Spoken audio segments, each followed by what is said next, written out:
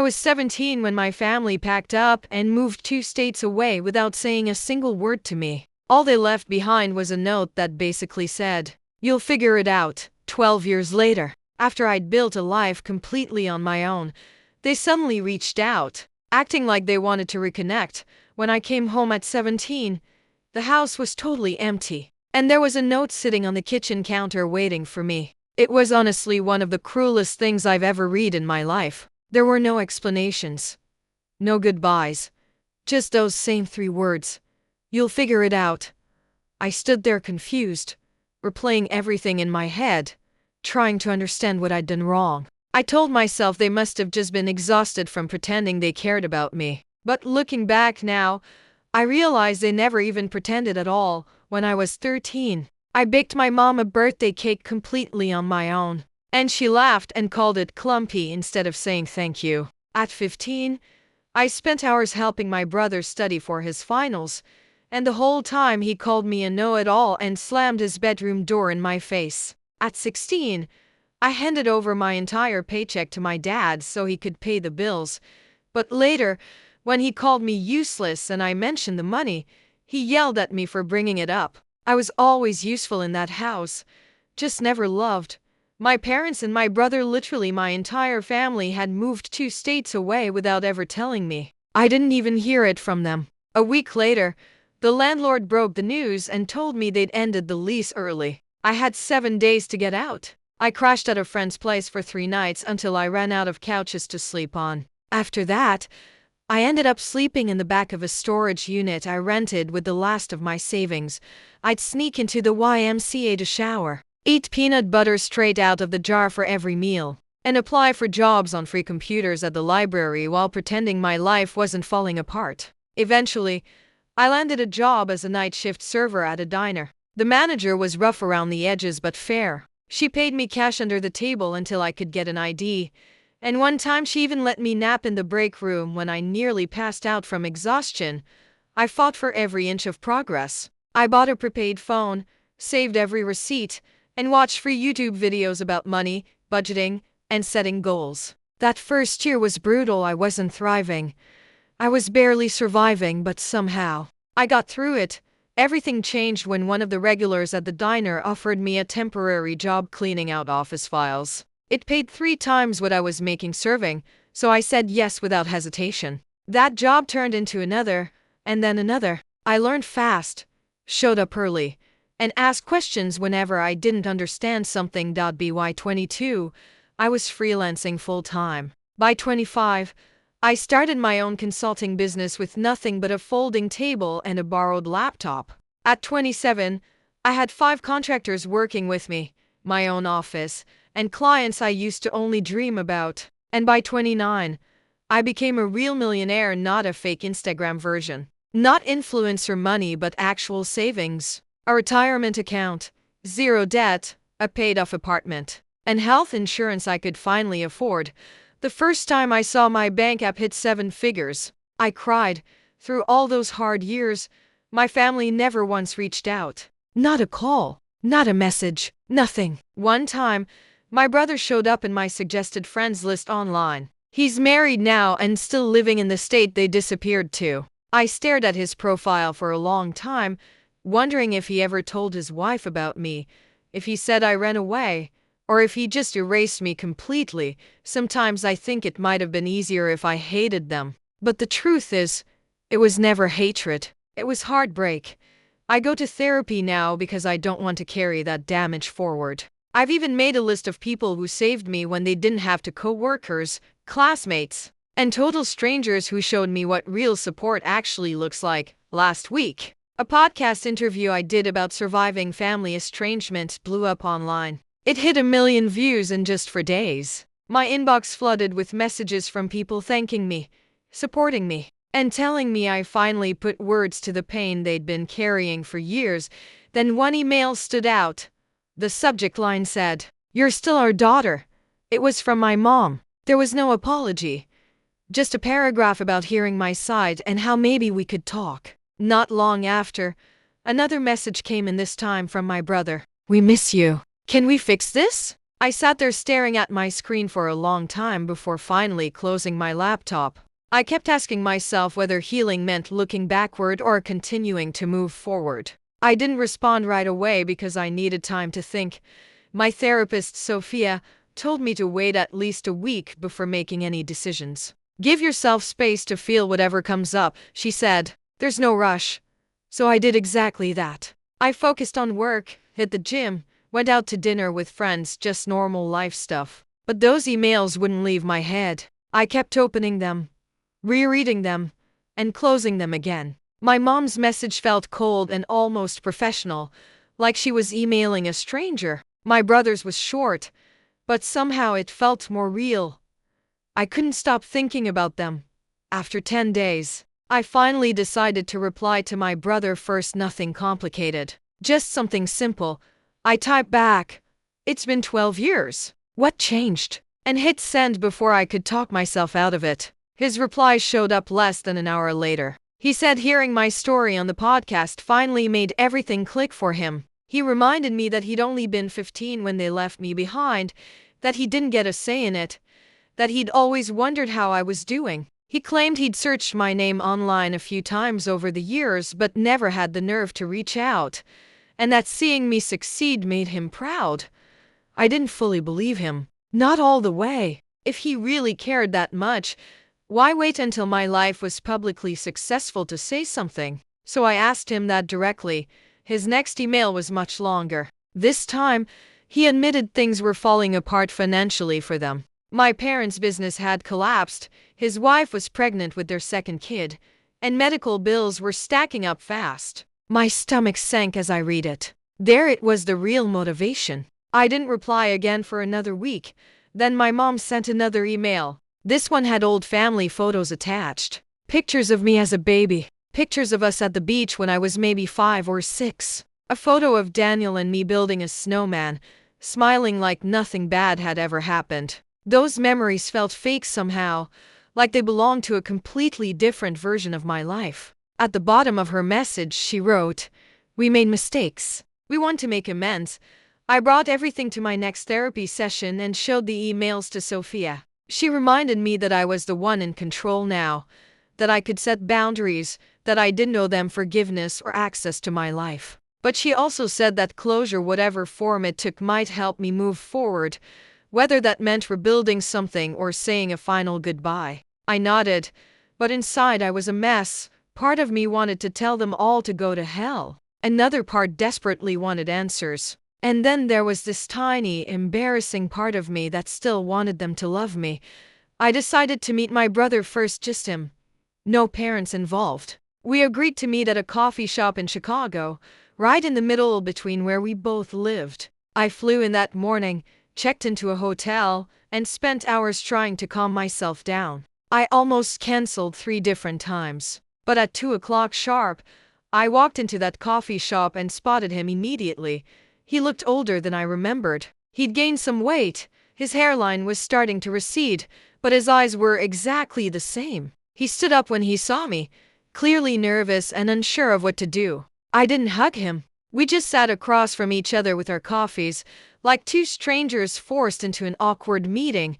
The first 20 minutes were awful. Painfully shallow small talk, whether my flight, his drive. Then he finally broke. "Isabella, I'm so sorry," Daniel said, his voice shaking. "I was just a kid when it happened. I didn't even know they were leaving you behind until it was already done. I was too scared to stand up to them."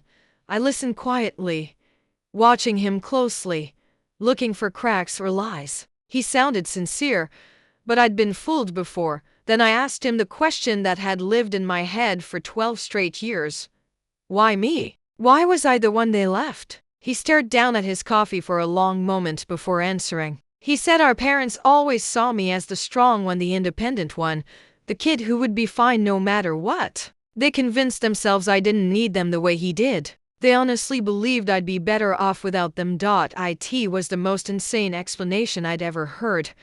I told him everything. About sleeping in a storage unit. About surviving on peanut butter for weeks. About showering at the YMCA and working night shifts at 17 just to stay alive. His face fell apart as I talked. I didn't know, he whispered. They told me you had a plan. They said you wanted to stay behind, that you were going to live with a friend's family, that it was your choice. All lies. I said by the time we finished. I didn't know how to feel. He seemed genuinely sorry. He showed me pictures of his wife and his daughter, talked about his accounting job, asked questions about my business. He never directly asked me for money, which honestly surprised me.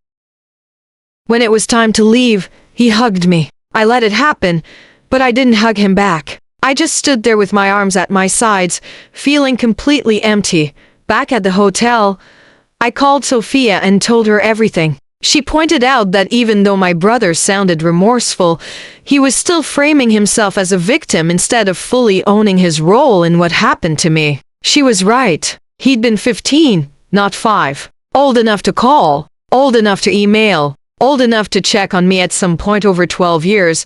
That night, my mom called. I hadn't given her my number, so it had to be Daniel. I almost ignored it, but curiosity got the better of me. Her voice sounded older, rougher. She started crying the second I said hello. She talked about how proud she was of me, how she always knew I'd succeed, how special I was.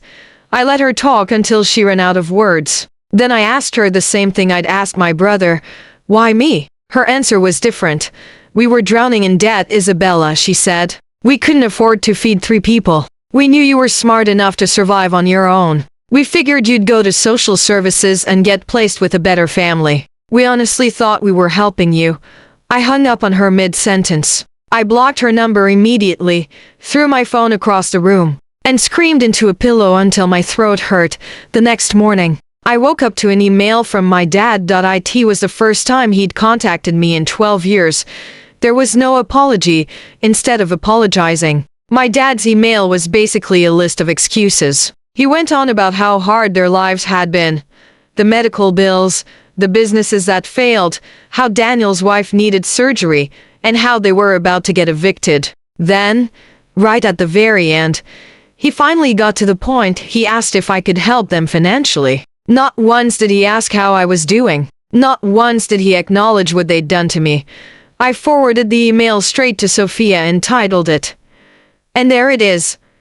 She called me immediately, even though it was a Sunday. We talked for over an hour about boundaries, about forgiveness versus reconciliation, about the line between helping someone and enabling them. Most importantly, she asked me what I actually wanted, not what I felt pressured to want. By Monday morning, I'd made up my mind. I emailed my brother and told him I was glad we'd met. I said I understood that he'd been in a tough position when we were younger, and that I was open to having a relationship with him and his family, but only with clear boundaries. No money, no loans, no financial help of any kind, and no relationship with our parents until they fully took responsibility for what they did. His reply came fast, and it told me everything I needed to know. I'm really disappointed, Isabella, he wrote. Our parents really need help. Family is supposed to support each other. You're being selfish with your success. Every guilt button they'd programmed into me as a kid lit up all at once. I didn't reply. Instead, I booked an emergency session with Sophia and a vacation to Bali. I needed distance. Real distance. 3 days later, Daniel called and left a voicemail apologizing for his email. He said he understood my position now, said he still wanted a relationship on my terms, said he'd respect my boundaries. I listened to it twice, trying to figure out if he meant it or if he was just changing strategies. I decided to give him one more chance, but I still went to Bali. I spent 2 weeks there on the beach, walking through rice fields, meditating, breathing for the first time in what felt like months. The space helped. When I got home, reality was waiting. I had 6 emails from my dad, each one more desperate than the last. I didn't read past the subject lines. I also had a text from Daniel asking if we could talk again. I agreed to a phone call. Nothing more. The call started off fine. He apologized again for pushing. I've been thinking a lot about what you said, he told me. I'm in therapy now too. That part I believed. He sounded different, less defensive, more reflective. We talked about his kids, about my business, just normal stuff. Then he casually mentioned that our parents were coming to visit him the following weekend. He asked if I'd consider meeting them for just an hour. In a public place, my chest tightened instantly. "I'm not ready for that, Daniel," I said.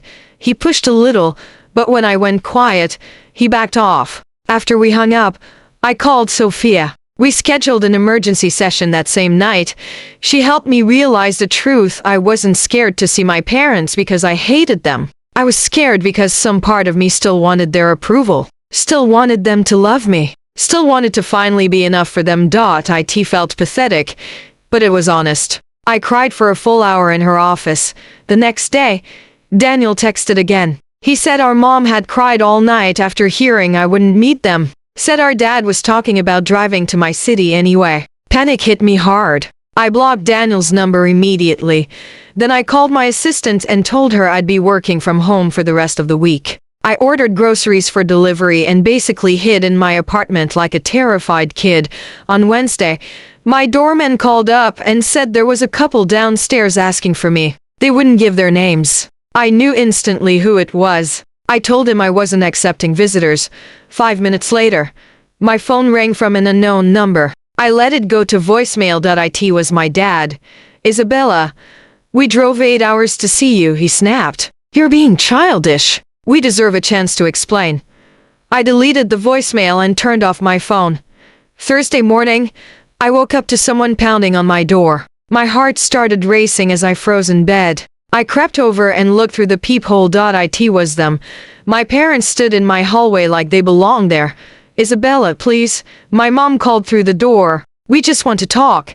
"We know you're in there," my dad added. "We love you. We're sorry." I didn't open the door. I slid down onto the floor with my back against the wall, shaking. Eventually, they left. As soon as they were gone, I called building security and told them not to let those people up again. The guard sounded worried and asked if I wanted the police involved. I told him no, just don't let them back in. Then I called Sophia. She came over on her lunch break, brought me a sandwich, and sat with me while I cried. She reminded me that I had every right to protect myself, that I didn't owe my parents access to me, and that showing up uninvited like that wasn't reconciliation, it was harassment.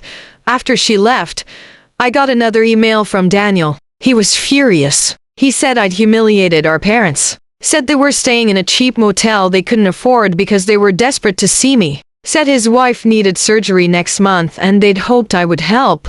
Said I was being cruel. I didn't reply. By Friday morning, I knew I needed to get out of town. I booked a flight to Portland to visit my friend Chloe, the same friend who'd let me sleep on her couch for a week when I was homeless. I trusted her completely. I was throwing clothes into a suitcase when my phone rang again from an unknown number. I ignored it. 10 minutes later, the doorman called. He said there was a woman downstairs who appeared to be having a medical issue. She was asking for me by name. She claimed to be my mother. I felt sick.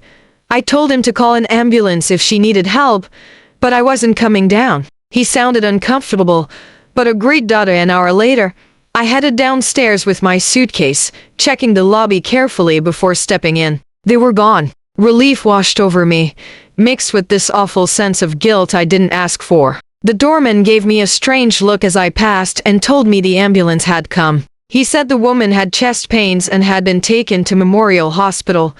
I nodded, thanked him, and rushed out to my waiting Uber. While I was at the airport, my phone rang again. It was Daniel. I almost let it go to voicemail, but something made me answer. He was sobbing. He said our mom had a heart attack and was in surgery. Then he snapped, saying it was my fault for stressing her out. I hung up immediately and called Sophia instead. She picked up right away. I told her everything and asked the question that was eating me alive: if I was a horrible person. "Isabella, listen to me," she said firmly. "You are not responsible for your mother's health. This sounds like another manipulation attempt. Get on your plane and take care of yourself." So I did. I spent the weekend with Chloe and finally told her everything. She remembered exactly how broken I'd been when my family disappeared from my life. She was furious for me. "They don't deserve a single minute of your time," she said, refilling my wine. "Not after what they did to you." Having someone so completely on my side felt incredible. Sunday night, an email from my dad came through. My mom was stable, had a stent put in, and would be released on Tuesday. The message ended with, "She's asking for you. Don't you think you've punished us enough?" I showed it to Chloe. She rolled her eyes and told me it was classic guilt tripping. I knew she was right. Even though part of me still felt responsible, I flew home Monday and found flowers sitting outside my apartment door. The card read, "Please call us. We're staying at the Holiday Inn until Wednesday." There was no apology, no respect for boundaries, just another demand. I dumped the flowers down the trash chute. Tuesday morning, I got a text from an unknown number. It was a photo of my mom in a hospital bed, looking small and fragile. The message said she might not have much time left and asked if I really wanted to live with that regret. I blocked the number and called Sophia. She suggested a social media break, changing my phone number, and maybe staying with a friend for a bit. I agreed. I called my assistant to say I'd be working remotely for 2 weeks and started packing again. Before I could leave, the doorman called. He said there was a young woman downstairs asking for me, and that she had a small child with her. She claimed to be my sister-in-law. I felt completely trapped. These people just wouldn't stop. I told him to send her up. I decided to face it head on. The woman at my door looked exhausted, with deep dark circles under her eyes. She was holding a sleeping toddler against her shoulder. "I'm Olivia," she said softly, "Daniel's wife. I came alone because I wanted to talk without family drama." I let her in reluctantly and offered her some water. She accepted right away. Olivia gently laid her daughter on my couch and tucked a blanket around her before sitting down at my kitchen table. "I only found out about you 3 years ago," she admitted. "Daniel told me you ran away at 17 and cut off the family. I always thought that sounded strange, but I didn't push." She paused. "Hearing your podcast shocked me." I confronted him, and he finally told me the truth. "I honestly don't know what to believe anymore." She sounded genuine. "I'm horrified by what they did to you," she continued. "I encouraged Daniel to reach out, but I had no idea they'd ask you for money. I'm embarrassed and angry about that. Yes, I need surgery for a thyroid issue, but we have insurance. Your parents are the ones struggling financially, not us." I asked why she came to see me. She met my eyes without hesitation. "You deserve the full truth," she said. "Your parents have been telling everyone that you abandoned the family, that you were mentally unstable, that you stole money before disappearing. They've claimed they spent years looking for you." I felt like I'd been punched in the chest. I asked how she knew that was true. She pulled out her phone and showed me years-old Facebook posts. My mom asking for prayers to find her troubled daughter. My dad claiming I'd stolen their savings. Posts about hiring private investigators and checking homeless shelters carefully written to make them look like victims. Every post dated years after they'd left me. Olivia apologized for being part of it, even unknowingly. She said she'd confronted my parents and that they'd finally admitted everything when she threatened to tell the rest of the family the truth. They were panicking now because their lives were starting to fall apart, especially after my podcast got people asking questions they couldn't answer. Her daughter woke up, then a little girl with curly hair. "This is Ava," Olivia said gently. "She's 3. I have another baby on the way. I want my kids to know their aunt, but only if that's something you want. No pressure, no guilt. Just an open door if you ever want to walk through it." After they left, I sat alone in my apartment for hours trying to process everything. I called Sophia again and told her what Olivia had shared. She wasn't surprised. "Abusers control the narrative," she said. "They create alternate realities where they're the victims." She asked me what I wanted to do next. I honestly didn't know.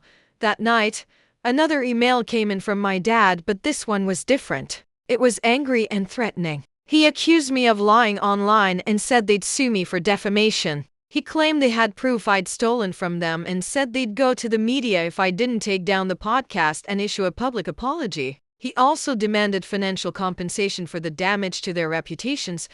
I forwarded it to Sophia and then to my lawyer, Ethan. He called me immediately and told me not to worry.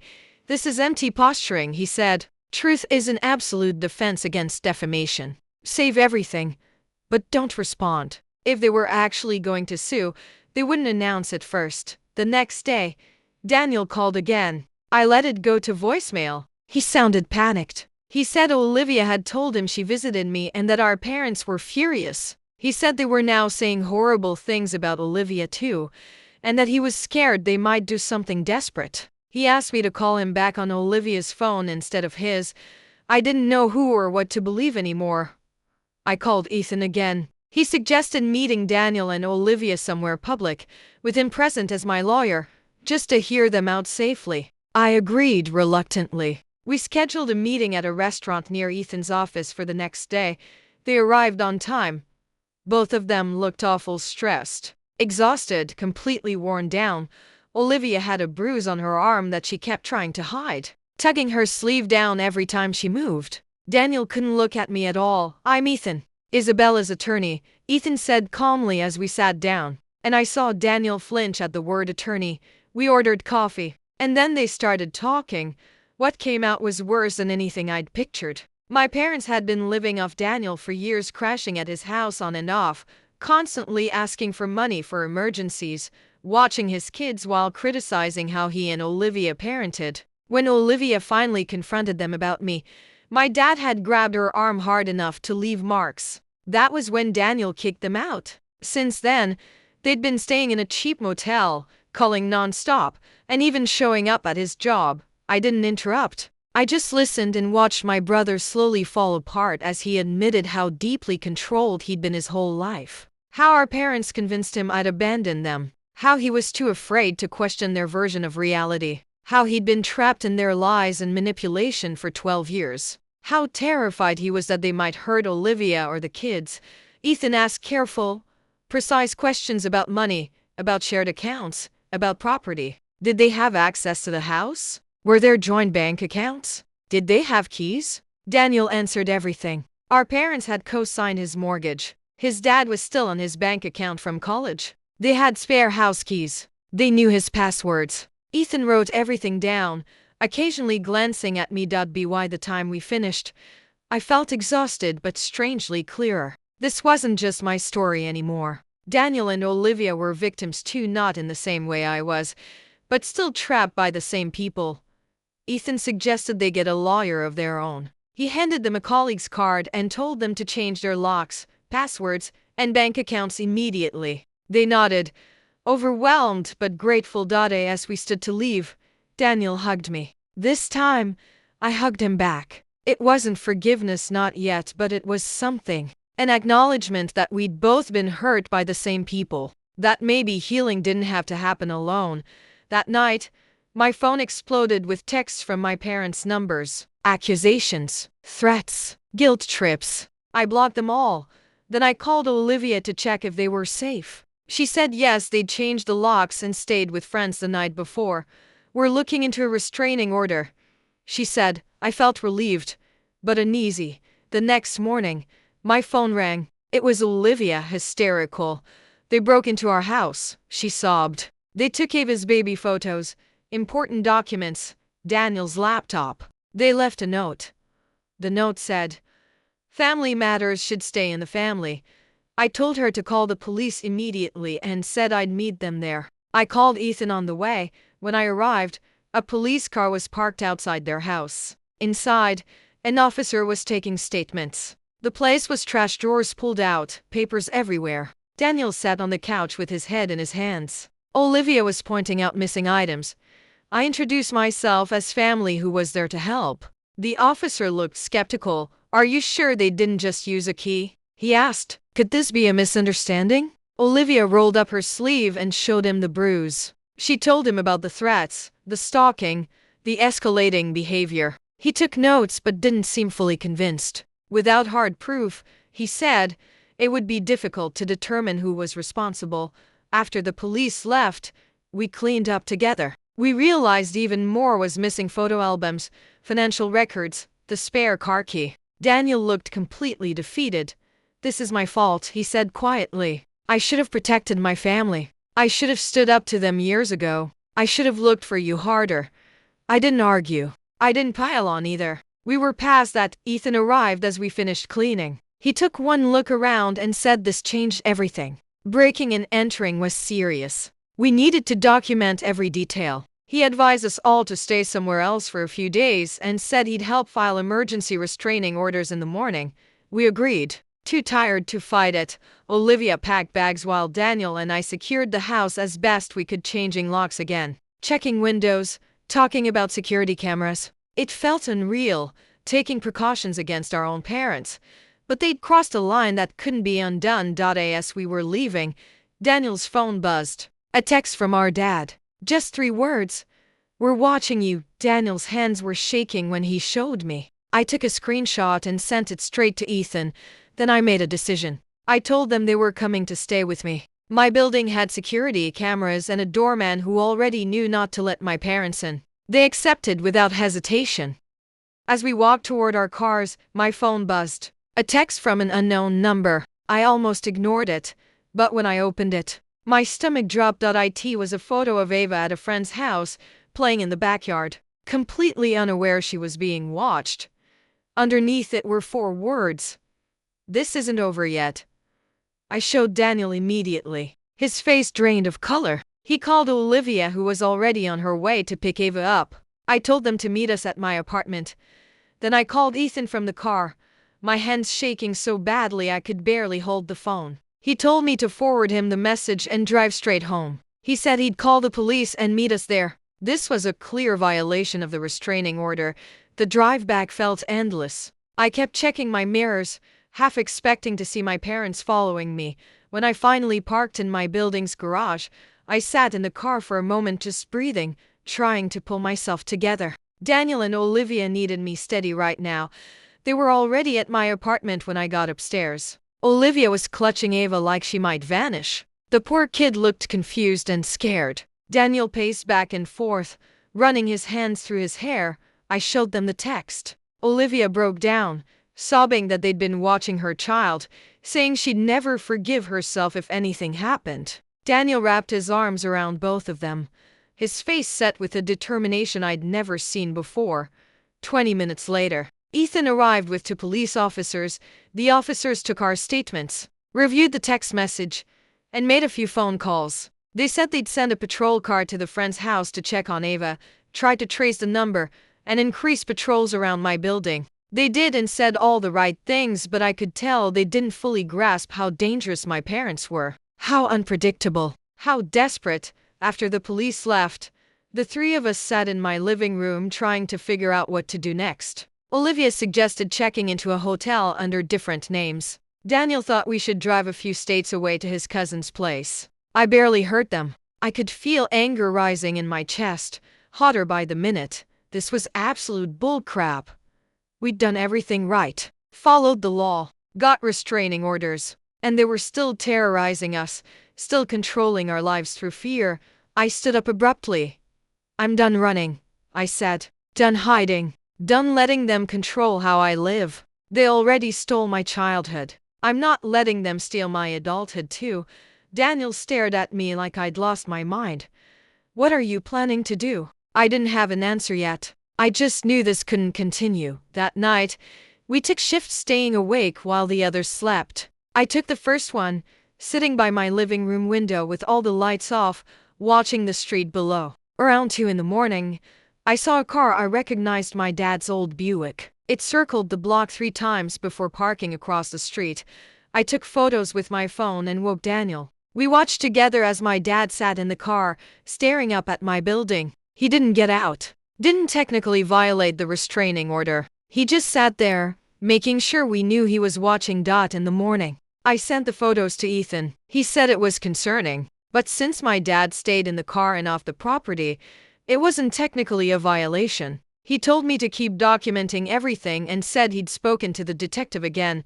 I hung up furious. The legal system had limits. A restraining order was just paper. It couldn't stop someone who was determined. Olivia and Daniel decided to take Ava to a hotel for a few days, somewhere with interior hallways and solid security. I helped them pack, hugged them goodbye, and promised to check in every few hours. After they left, my apartment felt too quiet. But instead of panic, I felt calm, like I'd reached some kind of turning point. I couldn't live in this limbo anymore. I called Sophia and told her everything. Then I asked her what she thought I should do. She was quiet for a moment, then asked a question that stopped me cold. What do you actually want from your parents? Not what I didn't want. Not what I was afraid of. What I actively wanted after we hung up. I made a list. 1. I wanted to live without fear. 2. I wanted a relationship with my brother and his family. 3. I wanted to stop feeling responsible for my parents' actions. 4. I wanted to be free of the past. Nowhere on that list was reconciliation. Nowhere was forgiveness. Nowhere was understanding why they did what they did. I just wanted to be free of them. That afternoon, I did something reckless. I emailed my parents. Just a few lines. I know you're watching my building. I know you won't stop. So let's talk one last time. Tomorrow noon? The coffee shop on 8th Street. Just me. No police. No lawyers. After that, you leave all of us alone forever. I hit send before I could change my mind. I didn't tell Daniel or Olivia. I didn't tell Ethan or Sophia. This was something I had to do for myself, on my own terms. I wasn't stupid enough to think my parents would suddenly become reasonable people, but I needed to face them. I needed to say what I'd never been allowed to say. I needed to end this. My dad replied within minutes. We will be there. No threats. No guilt. Just confirmation. I spent the rest of the day preparing, not physically, but mentally. Thinking through what I needed them to hear. What lines I had to draw. What I would and wouldn't tolerate. That night, I slept better than I had in weeks. Making a decision lifted something heavy off my chest. The next morning, I dressed carefully, not to impress them, but to feel grounded and strong. I took an Uber to the coffee shop and arrived 15 minutes early. I picked a table in the back corner where I could see the door without being obvious. I ordered a coffee I didn't actually want and waited. I was calm. Surprisingly calm. They arrived right at noon. They looked older than they had in court, more tired, more worn down. My mom saw me first and nudged my dad. They approached slowly, like I might run, and sat across from me without saying a word. We stared at each other for a long moment. These people who were my parents, who had shaped me in ways they'd never understand, now felt like strangers. I spoke first. I didn't ask you here to reconcile, or to give you money, or to listen to excuses. I asked you here to make one thing clear. This is over. You've lost. Not just a court case, you've lost me. You've lost Daniel. You've lost your grandchildren. You've lost any chance of being part of our lives. My dad started to interrupt. I raised my hand. I'm not finished. I yanked my phone out of my pocket and slammed it onto the table like I meant business. Scrolling through every threatening message I'd saved. The photo of Ava. Every email I could find. I leaned back slightly, letting the screen shine in their eyes. I've already sent copies to everyone I could think of, I said, flipping my hand toward them. Siblings, your church, neighbors, bosses, everyone. I paused, letting it sink in. Not yet. I warned, voice steady. But if any of you even try contacting us again, I won't hesitate. My mom's shoulders shook, and she clutched her hands together, tears sliding down her cheeks. We just want our family back, she whispered. We've made mistakes, but we deserve another chance. We're getting older. We don't want to die alone. I didn't speak. I just stared at her, holding her gaze until it felt like the room had stopped breathing. You should have thought about that before leaving me, your 17-year-old daughter, all alone. Before lying to everyone about what you did. Before breaking into Daniel's house. Before threatening your own grandchild. My dad's face turned crimson. You're ungrateful. You've always been difficult. You've turned your brother against us. You owe us for raising you, he barked, slamming a fist onto the table for emphasis.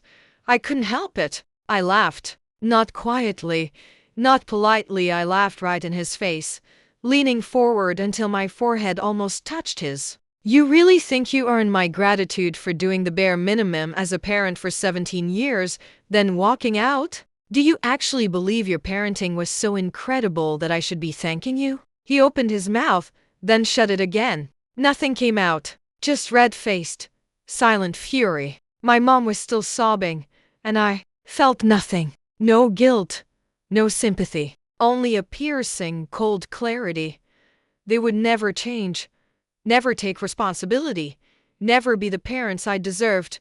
I pushed my chair back and stood, the legs scraping against the floor. "This is your last warning," I said, my voice low but firm. "Next time you violate the restraining order, I won't just call the police. I'll make sure everyone who knows you sees exactly who you are. I have the means to make your lives unbearable if you force my hand. I don't want to do that, but I will, to protect my family. My real family, Daniel, Olivia, ever the people I choose." As I stepped toward the door, my mom's trembling voice reached me. "Do you really hate us that much?" I froze, then turned, hands on the doorframe. "I don't hate you. I feel nothing. You're strangers to me now, and that's your loss, not mine."